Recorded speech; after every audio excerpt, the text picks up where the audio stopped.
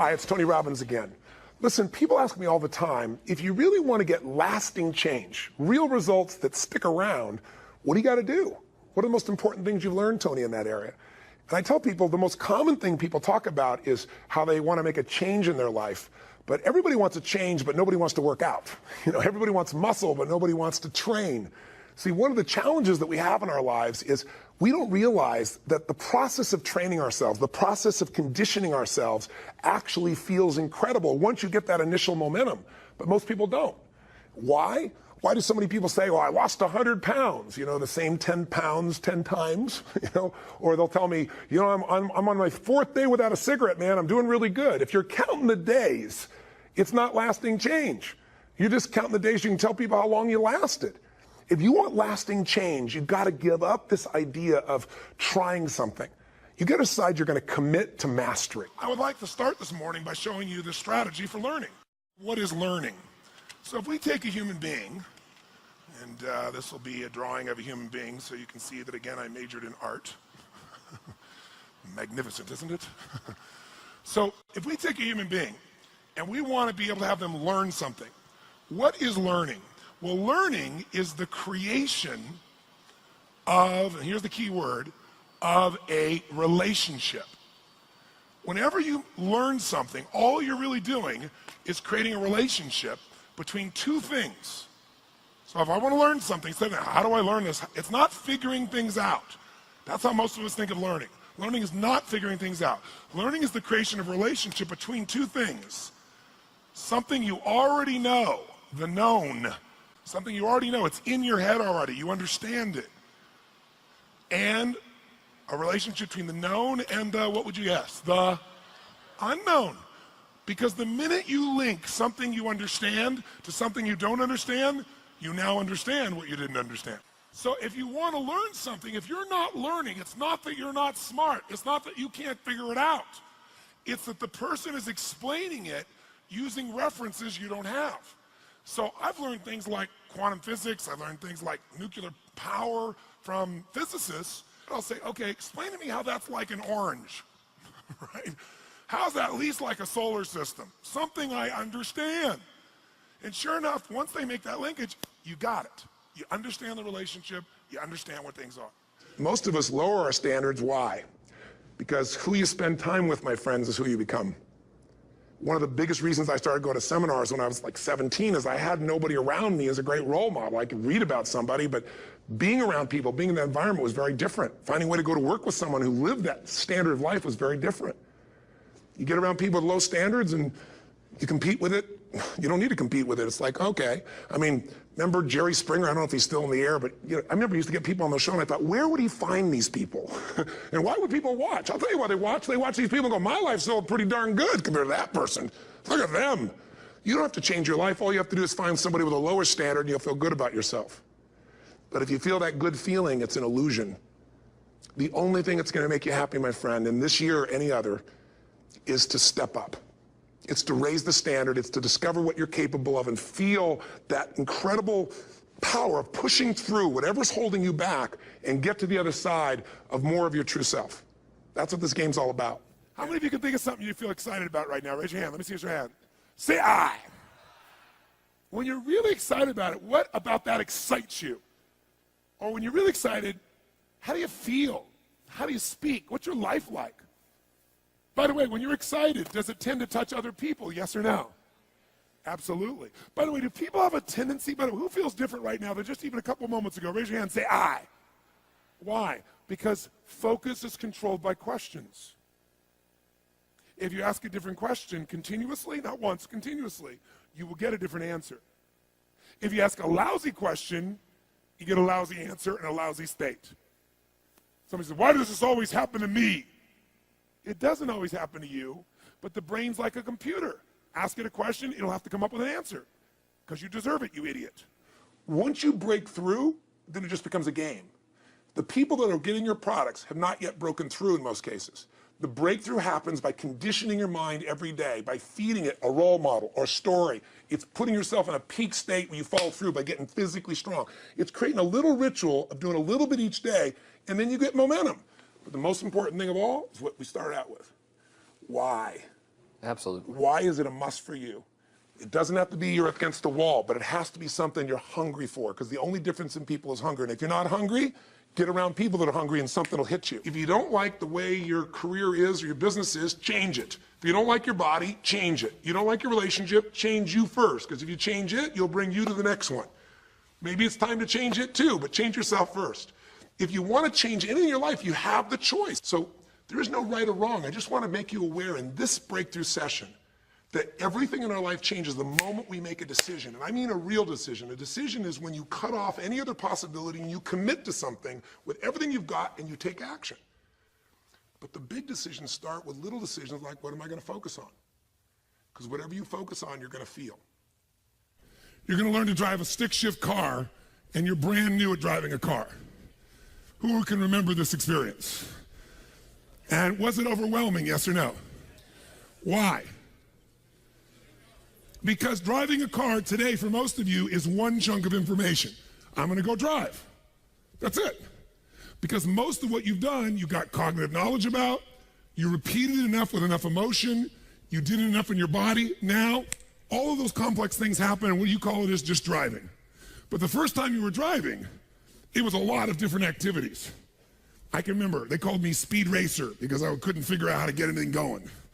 I got in the car, okay, accelerator, brake, got that, watch the road, and I'm supposed to do this too? And watch the rearview mirror? No, this ain't happening, right? Because it was overwhelming. Because what it was one chunk of you was figuring out how to accelerate, one part of you brake, another part of you's got to watch the road, another one's watching the rearview mirror, another one's got to figure out the timing of moving this in.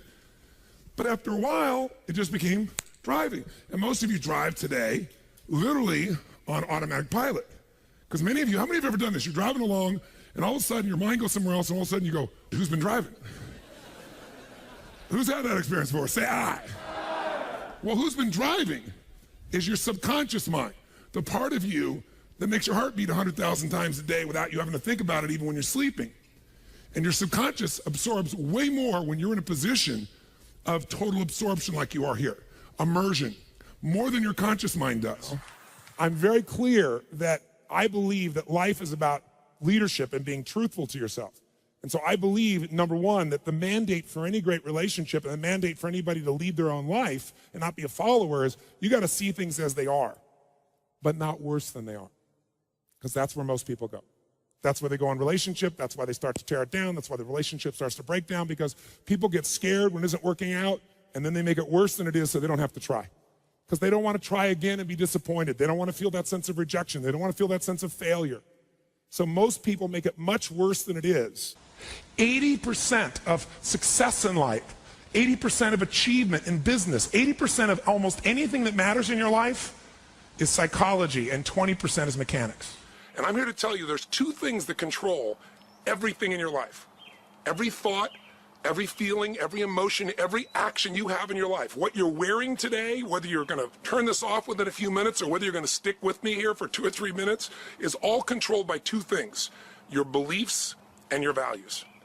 Whatever you believe, if you think life is just a waste of time, doesn't matter what you do, or you're big boned, then obviously you're not going to go for it. You're not going to try to lose weight. You're not going to go push for that next level. Beliefs control us, but so do our values. Some people, value just kicking back. Some people value making it happen. Some people value their family the most. Some people value love. But you know what the real challenge is? When we have values in conflict. When you really want to make a difference in the world, or you really want to do well for your family, or you really want to do well financially, but simultaneously, you don't want to upset anybody. You want to be totally honest, and you want to make everybody happy. When we have conflicts between what we want and what we think we can have, or you have a goal of what you really want to make happen, but then you have this other belief inside that says this damn stuff never does work. Those inner conflicts are what keep people from using all of their energy. It's kind of like taking 2 steps forward and 3 steps back. So often in life, people don't begin the journey because they're not quite sure what to do or how to do it right or how to do it perfect. If you want to change your body, get yourself moving. Don't wait for the perfect trainer. Just go out there and move. Put on your shoes and move and get momentum. Just remember, progress equals happiness. If you can start to make progress, if you can get yourself going, even if it's not perfect, if it doesn't work, You know what to do, just change your approach. If that doesn't work, change your approach. But if there's anything that'll shift your life, that'll get you to thrive in a difficult situation, is take some massive action. Try something else. Change it, try it, move it. I'm honored and I'm blown away, even though this is my 25th year plus doing this. I've been doing this for a quarter of a century now, which is quite amazing for me in the process. Thank you. And I've had the privilege now of working with more than 3 million people live in events from more than 80 countries around the world. So at this stage, I got to tell you something. I could be an idiot, and I would know that there are certain patterns that cause people to be fulfilled, to be happy, to fit, to be strong, to feel alive, to be vibrant, to have passion in their life, to do well financially, but even more importantly, emotionally, psychologically, spiritually, in their health and their relationships. And there are also patterns that make people frustrated, overwhelmed, depressed, sad, lonely, cause them to be struggling financially, struggling with their body, struggling intimately. And those patterns, they're not because there's something wrong with somebody, it's because of a pattern that we're doing. And I've spent a quarter of a century of my life basically studying the most successful people in the world and the most challenged, and figuring out what's the fastest way to create a change in basically developing the one thing that all people have in common who succeed. They're leaders. This is a leadership program. Because I don't care what style you are. I don't care if you're a mom. If you're a great mom, you lead your child. You're not led by your child. Or a great dad. If you're a great business person, you're a great salesperson, you're a great negotiator, you're a great anything. You're a great human being. This has been my entire life's obsession. What makes the difference in people's lives? And that leadership component, as I say, doesn't always mean somebody follows you. A leader is somebody who lives life on their terms. That you will never settle for less than you can be or share or give or create. It's not what we get that makes us happy, it's who we become. See, all the results in your life are coming from your rituals. They start with a standard and then have rituals that follow it up. Like, for example, if you are where you want to be physically, you have very different rituals than if you're not where you want to be physically. If you're overweight, you and I both know you got a different ritual than if you're physically fit. Completely different. You get up in the morning, what's the first thing you do if you're fit? Your shoes are there, you roll over, doesn't matter how you feel, you put on your shoes, you lace them, you start walking, or whatever that ritual is. If you're overweight, you roll over and you have a very different ritual. You might roll over several times to turn the alarm clock off. You go in and get your mocha, smocha, whatever, special coffee. You stop by at Starbucks, or whatever the case may be. You have your nice sugar muffin. It's supposed to be really nice for you. Whatever you do, it's a different ritual. If you have a great, passionate relationship, you have very different rituals in how you come home than if you have a lousy relationship.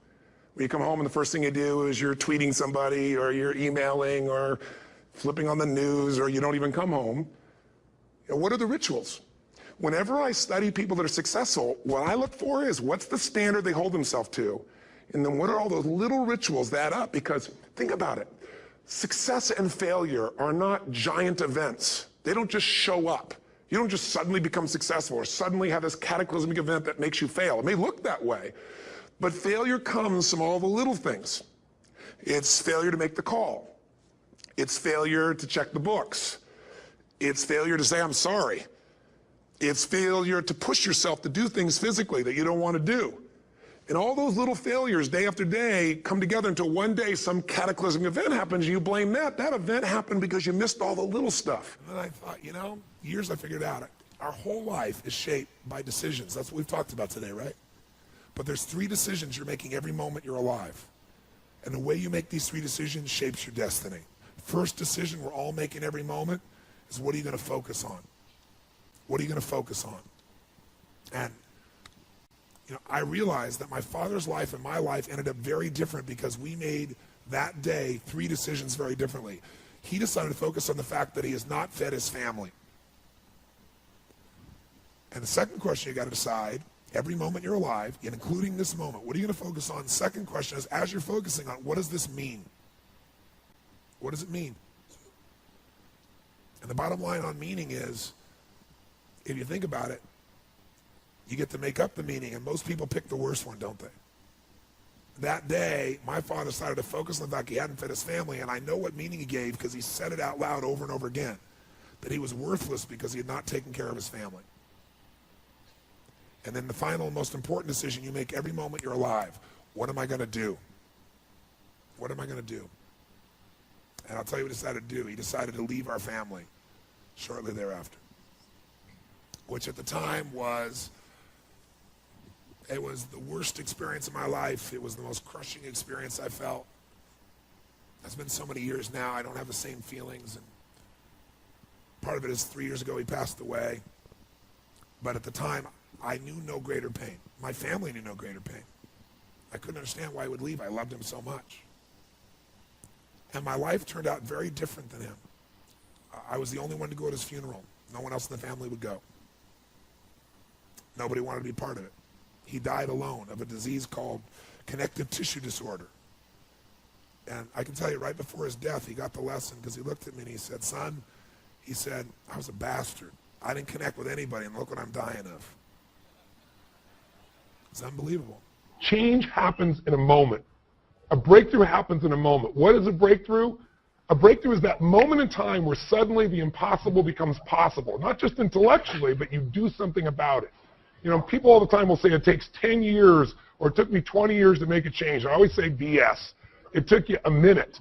The minute you finally said, I quit, or it's over, or let's begin, or I love you, or I do, change happens in a moment. But most of us have to go through a process to get to that moment. And what I'm dedicated to is having you get to that moment much quicker. A sort of 5-point plan that anyone can follow to get over stress and trauma in their lives. Talk me through it. Well, I think, first of all, I want to make one thing clear. The quality of your life is the quality of where you live emotionally. Like, we all have a home. Angry people find a way to get angry, even if their life doesn't have anything to be angry about. We can always find it. Sad people find a way to be sad. Caring people find a way to care for other people. So one thing you got to identify is, where are you living? What's your home? What's your habit? And then the way to change it is, when I was homeless, literally on my own, just getting started, I didn't have the internet, but I decided I had to go to a library and I had to feed my mind. And I always tell people the first stage is, weeds grow automatically. One of my teachers taught me, he said, every day stand guard at the door of your mind and feed it something good. Because if your worst enemy puts sugar in your coffee here, you're fine. If your best friend by accident trying to help you put some strychnine, you're dead. So if you feed your mind every day, 30 minutes a day of reading something, hearing something. Second, you got to strengthen your body. And the reason, Pierce, is fear is physical, right? So is stagnation, so is numbness, so is sadness, so is rage. And when you go in and change your body by an intense workout or a run or even an intense walk and the blood's flowing through you, science has shown it instantly changes your biochemistry. And now your mind and body are working together. Third thing, all these people did in common, if you watch, they found a mission bigger than themselves. Yeah. Something that they wanted to aspire to that was worth more than their pain. And then the fourth thing is, you got to find a role model. You heard it with Nick. Almost everybody finds a role model that makes it real. I was with Warren Buffett and with Sarah Blakely, the youngest billionaire. We did this round table about the future. And when you listen to this woman, and when women meet her, they don't just love Spanx, her product that made her a billionaire. They love this woman because she's a role model of what's possible. Yeah. When you get a role model, it becomes real to you if you get a plan, you get a goal plan, and you take massive action. And the last step, number 5, there's always somebody worse off than you are. I don't care what you've done. So if you can go help somebody worse off, it puts your life in perspective. And it also reminds you life's not about me, it's about we. I always tell people the secret to a great life, the secret to living is giving. And when you realize there's something in you still to give, even if you lost your legs, even if you've been through a horrific financial situation, your life can improve. But more importantly, you'll have a meaningful life because your life will contribute to other people. I tell people one thing. If you're not happy in your intimate relationship, you're not fucking happy. Because I don't give a shit how hard you work. I don't care how much money you make, how many trophies you get. In the end, if you don't have that aliveness and passion, a part of you is dead inside. The more you can cultivate that sense of wealth, that sense of abundance in you, the more you can feel that sense of joy, the more easy it's going to be for you to do financially. Because you're not going to be in this scarce, fearful mode. Now, that's not enough by itself. You can have this great sense of abundance and do the wrong mechanics and be a disaster. True or false? But if they have an area to get you started with, you want to have the emotional and psychological strength, because that's going to carry you through when the mechanics are boring or frustrating, or when things aren't working out. Your emotion, your psychology is what will carry you. It'll get you to keep doing it. The best way to deal with shame for people is to find what you're most proud of. You're never going to deal with shame. You have to overwhelm it with the good. It's kind of like if every day of your life you look around and you let it happen, news comes in, and it's almost always these days something to scare you. If it bleeds, it leads, they say in the newspaper business, right? So something to jar you. If you're going to have your life, you have to what I call stack the good. You have to flood yourself with the good. You have to say, what am I proud of in my life? What am I grateful for? And you've got to literally think of 3 or 4 or 5 things, people, experiences. It could be something little you're proud of when you're a kid, something today. But if you do what I call an emotional flood, when you flood yourself with all the beautiful, proud things you're grateful for in your life, you'll find that'll overwhelm that feeling of shame, and the shame feeling will disappear. But it won't disappear by analyzing it. Right. Then you just get more in your head. I like this idea of flooding it in. You flood it. And when you flood it, and you do this, I can see you do this. You're a person, you look for the good, you find the good, and you stack it. Yeah. And that's what gives you so much energy. Decide to develop the habit right now, the habit of focusing on what's right in your world instead of what's wrong. The habit of focusing on what you do have instead of what you don't have in a situation. And as basic as that is, and as well as you know it, you've got to make it a habit. Because those habits form the chain of your ultimate character, of who you become and how you end up living your life. We've got to condition ourselves, because if we don't, we'll go back to the automatic state that most people live in today's society. The way to develop the habit is to go on a mental diet. I did this several years ago. As positive as I was, and I was going through unbelievable pain at the time. I'd had some major disappointments, some frustrations. I felt like I'd given it all. But what turned me around is one day I picked up this book called The 7-Day Mental Diet. It was a little tiny little booklet. And all the booklet really did was, for about 12 of the 14 pages, it challenged me to really see if I could really truly, for 7 days, live my life without one negative thought. And it kept saying throughout the book, now don't just say, yeah, I can do it, and don't just say, I'm going to do it. Think for a while before you commit to this. Don't actually commit unless you're really going to do it for 7 straight days, no matter what. It doesn't mean you don't have a negative thought. It just means that if you have a negative thought, you don't speak it. You set it aside. You forget about it. Or you replace it. If you say something negative, you go erase. What I really mean is this. Or you say, that's not what I mean. Here's what I mean is this. And you immediately focus on something good. It's not that nothing negative ever comes out. It's that you immediately do not allow yourself to hold a negative feeling, a negative thought for 7 straight days, day and night. Even when it gets tough. Even when somebody disappoints you. Even when you get frustrated. Even when you give your all and it still turns up lousy. Listen, if all I did was rant and rave on this tape and you didn't listen to anything else I said, but you took on this 7-day challenge, you can't believe what it'll do to your life. You know, we're living in a society where nobody moves anymore.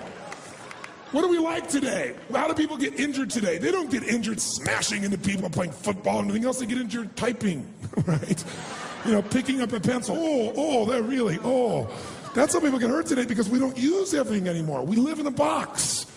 Think about it. Think about our lives today and how different it is than maybe the way we were formed to be made, to run, to hunt, to create, to procreate, to raise our children, to move, to farm, to do all the things that made us use all of our body.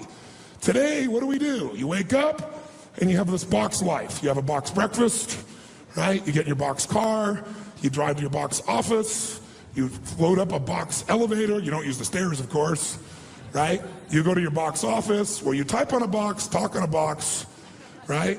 Go into a box room for meetings, right? Sure enough, got a little box you can type on, listen to music on, box, have your box lunch, drive your box home, or get in the train or subway, and another box home, get home to your box, and then turn on the box, type on a box, message on a box, and maybe go get a cylinder to change your state, right? Maybe. And most people's idea of exercise in our society today is fill the tub, pull the plug, and fight the current. That's the world we live in today.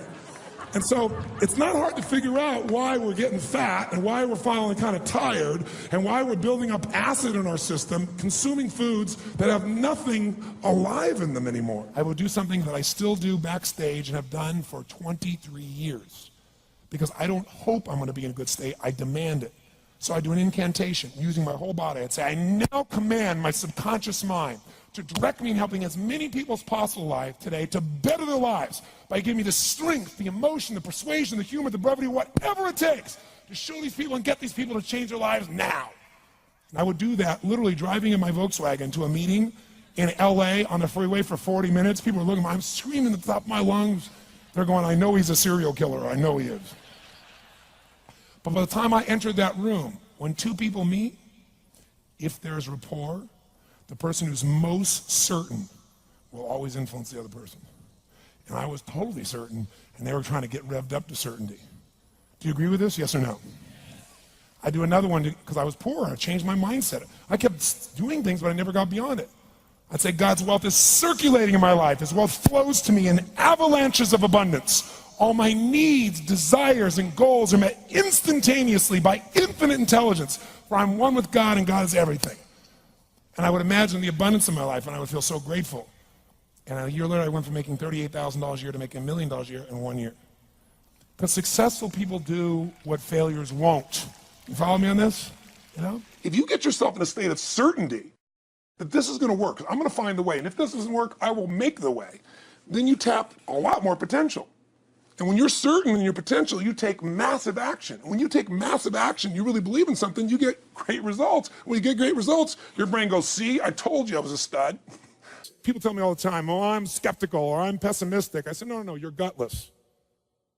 It takes no guts, it takes no courage to be a pessimist, to say it's not going to work, to try to find out what's wrong. What's wrong is always available.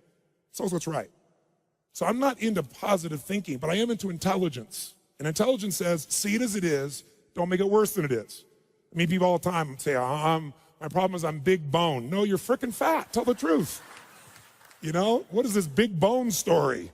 You know, the only way it gets better is if you can see how it is. Don't make it worse than it is. Don't try to make it so it's impossible to change. That's not true. It's not true at all. The second mandate, I think, to changing anything in your life, to leading your life, is once you see it as it is, not worse than it is, then you got to see it better than it is. Because that's the thing that's missing from most relationships. There's no vision. I mean, without a vision, in the Bible it says, people what? Perish. And when a relationship has no vision for greater than where they are, that relationship is going downhill, if not destroyed. I believe that every relationship, every part of life, every part of a human being needs a compelling future. If the future's not more compelling than today could be tough, but if the future's compelling, we can get there. So just to remind you, first thing you got to do is feed and strengthen that mind. Read, listen, feed the mind, take control of that focus, stand guard of what other people are saying. Focus on what it is you're here to give, what you can control, what you can make happen. Number two, feed and strengthen that body. Remember, fear, uncertainty, they're physical experiences. So the best way to deal with something physical is get physical. Change that body. Go lift some weights. Go for that run. Do something that's going to get you in that state. If you've been to our seminars, you know exactly what to do. But get that hour of power going, that 15 minutes to thrive, if you're familiar with that, to train your body and mind to be strong again.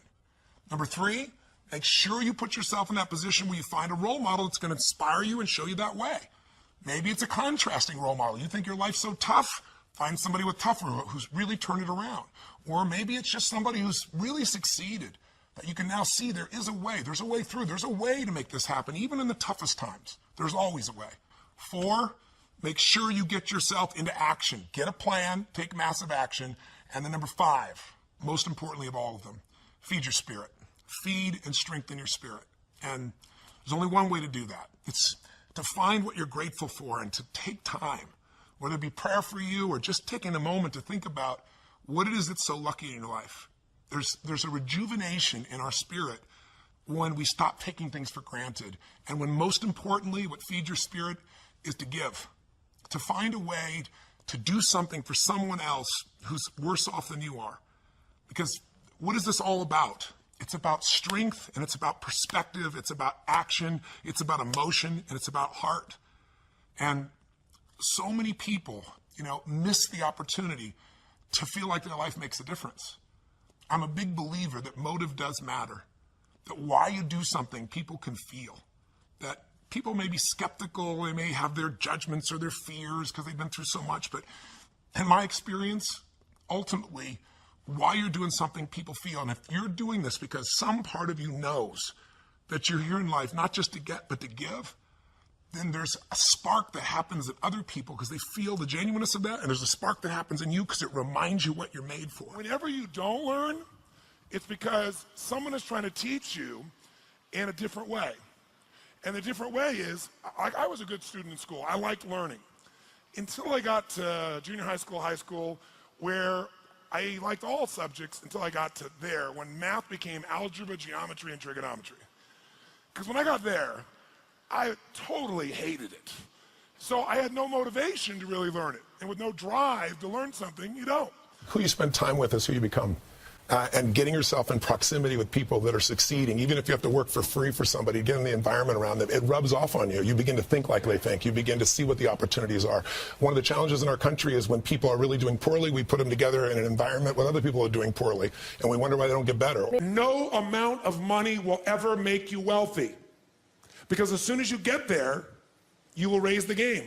Now here's what's great about that. To continue growing in all areas of life. If you could grow emotionally, should you? Yes or no? Yes. If you could give more, should you? Yes or no? Yes. If you grow intellectually, should you? Yes. If you give more love, should you?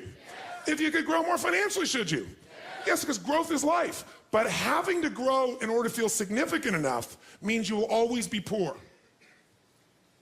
It's a game that never ends. Let's talk about money now, not wealth. What does it take mechanically to get this thing called financial independence? And what is financial independence as opposed to wealth? Wealth is a product of the mind. Again, no amount of money you ever achieve will make you wealthy. Financial independence means you never have to work again in order to live your life.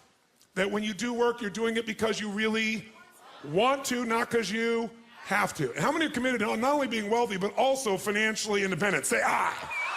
Life will pay whatever price you ask of it.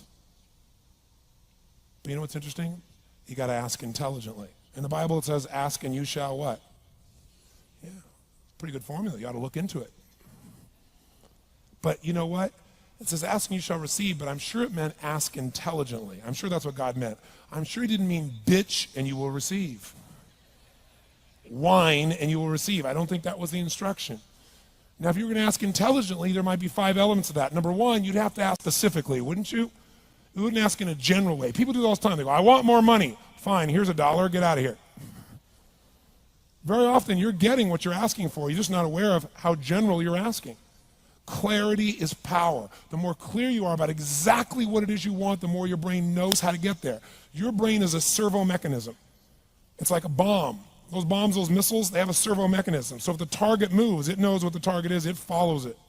Your brain, when you condition it, knows exactly what to go for and it'll find a way to get there. Did you ever buy a certain outfit or a certain car and suddenly see that car outfit everywhere? How many of you ever had that experience? Say, aye. How come that car outfit's everywhere? It always was everywhere, but now you notice it. And the reason is because there's a part of your brain called the reticular activating system, the RAS. That part of your brain determines what you notice and what you don't notice. Your brain spends most of its time trying to make sure you don't notice because you'll go crazy if you notice everything. But when you decide what's most important to you, your brain goes after it. Everyone I know who's successful builds what I call an RPM plan. An RPM is built on the metaphor that the way to get from where you are to where do you want to go to the fastest is you got to build power, like in a car, RPMs. And the R stands for they know the result they're after. They know what they want precisely. If you don't know exactly what you want or you let yourself get beyond that into something general, you're not going to achieve it. We all have goals. The problem, as I've said before in this program, is that we're unconscious in the use of our resources. Most people's goals are to, quote, pay the lousy bills, or to get by, or to survive, or get out of debt, or make it through the day, make the relationship a little better, get a better job. In short, they're caught up in the trap of making a living rather than designing a life. Remember that our goals affect us whatever they are. If we don't consciously plant the seeds of what we want in the gardens of our minds, we'll end up with weeds. If we want to discover the unlimited possibilities within us, we must find a goal big enough and grand enough to challenge us to push beyond our limits and discover our true potential. Remember that your current conditions do not reflect your ultimate potential, but rather the size and the quality of the goals upon which you're currently focusing.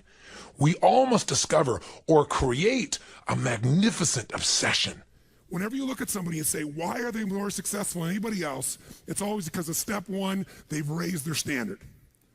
If you go back home and you want to change your life in any way, personally, professionally, or your company, as boring as it sounds, as stupid as it ain't it sounds, you might say, I spent all this time, this energy, this money, and you're going to tell me to raise my standards? Yes. Because even though that's not sexy, it is the only thing that creates lasting change. You can go on a diet and you can lose weight, but what will that person eventually do? They'll go where? Back, unless they raise their standard. Now that sounds so trite and stupid and positive thinky or old school, but the truth is it's the truth. So maybe I can language it in a way that's more compelling to you or more simple. What does it mean when we say raise our standards? It means you turn your shoulds into musts.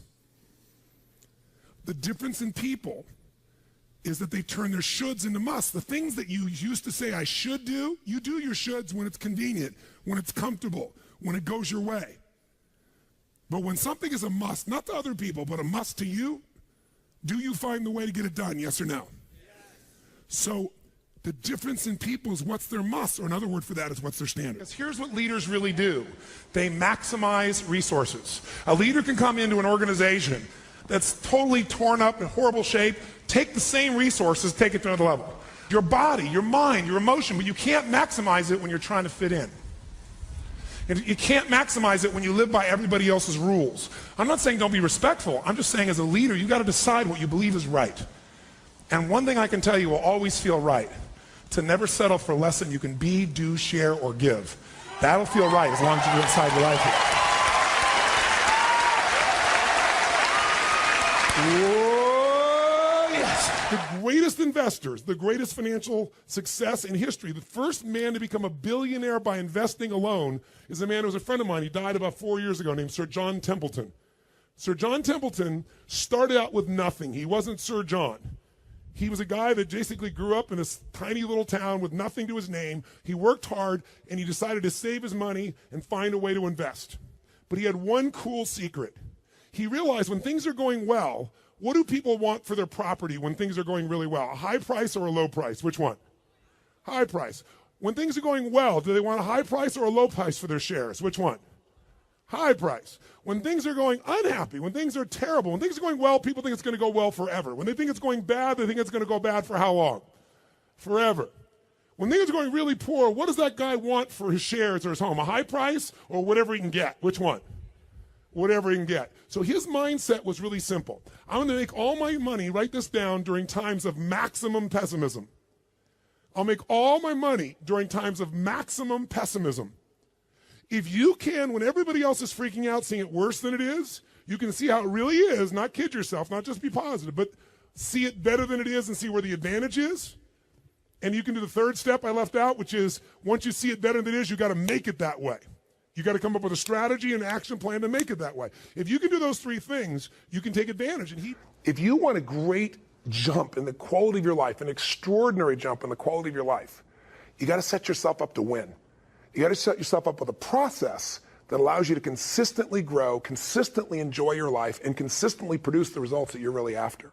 And I don't care. But if you've got what you know, that focus, the target, and you got the toolbox, and you're still not getting what you want, it's because you got inner conflicts. That's the third pillar. You've got to resolve your inner conflicts. Because that, as I tried to explain to you, 80% of success in anything is your psychology, and 20% is the mechanics.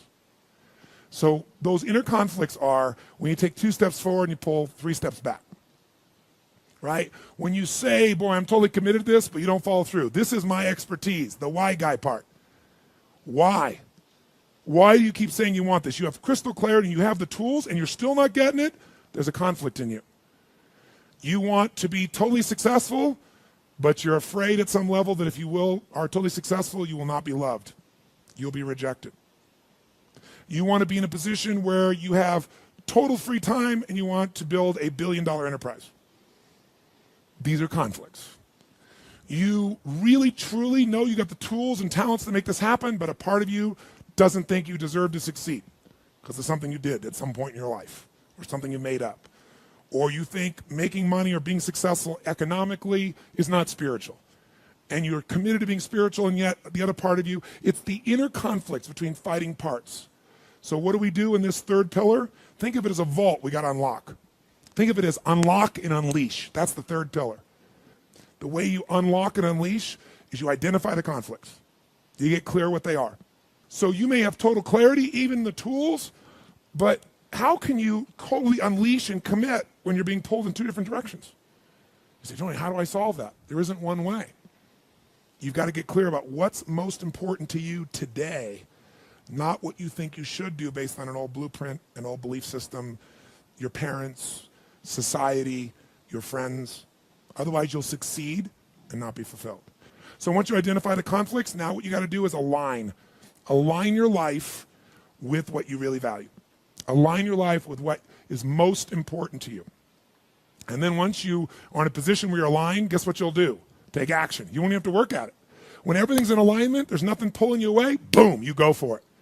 But when you say, I want a relationship, but at the same time, simultaneously, I want to be in a position where, I never have to, I only get what I want every moment, or I never have to commit to anything, then obviously you're never going to get there. That inner conflict must be resolved. Once you align and you take action, guess what's going to happen? You're going to achieve. And once you achieve, you succeed. When you succeed, I'll tell you what you got to add to it. Celebrate, right? And then contribute. Pay it forward, if you will, as corny as that sounds. Remember the movie? Pay it forward. Don't pay it back. Take what you've got, what you've learned, and bring it to someone else.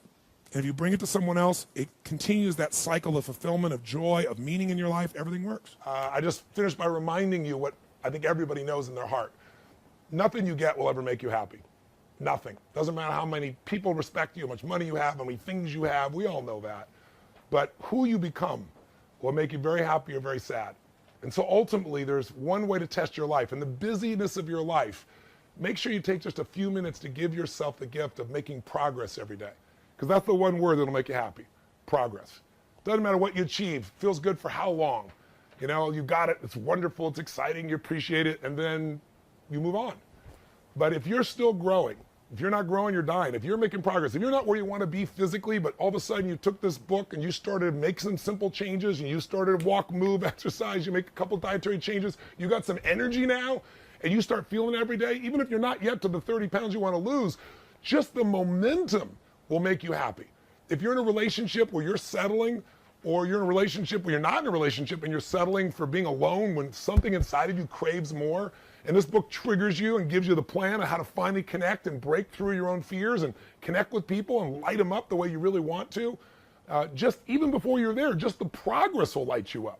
And we all have to keep growing to feel that alive. So whether it be progress in your business, progress in your body, progress in your energy, your relationship, your kids, your finances, your career, I don't care what it is, that's what my life's about. So my heartfelt wish for you is this video becomes a trigger for more progress. And that out of that progress, you'll have things that you enjoy in your life that you'll now be able to give to other people too. So please pass along your stories. I'd love to hear. Pass along to other people and let them know what this has meant to you. And let's see if we can't, through this trigger of the social networks and social media and email and everything else that we have, texting, let's see if we can just spread this around and really touch a lot of lives. You'll get then the same joy I get, which is people coming up saying, oh my God, you changed my life. I don't change anybody's life. They do it for themselves, but I provide the triggers and you can be my partner in providing the triggers. So blessings to you. Bula from Fiji. Live strong, live with passion, and God bless.